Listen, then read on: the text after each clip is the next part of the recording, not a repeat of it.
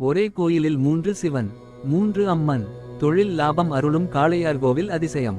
தொழிலில் நஷ்டமா? முடங்கிய வியாபாரம் மீண்டும் தழைக்க வேண்டுமா?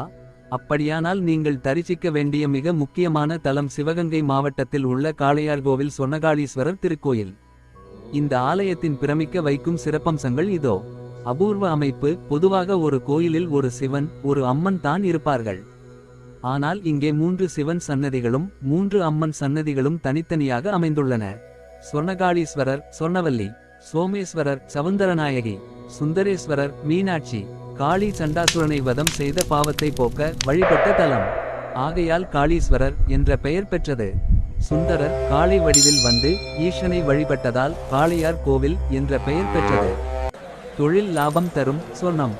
சொர்ணம் என்றால் தங்கம்.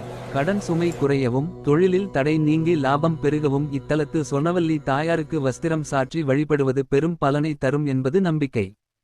யானை மடு கஜபுஷ்கரணி. ஐராவத யானை தனது சாபம் நீங்க உருவாக்கிய குளம் இது.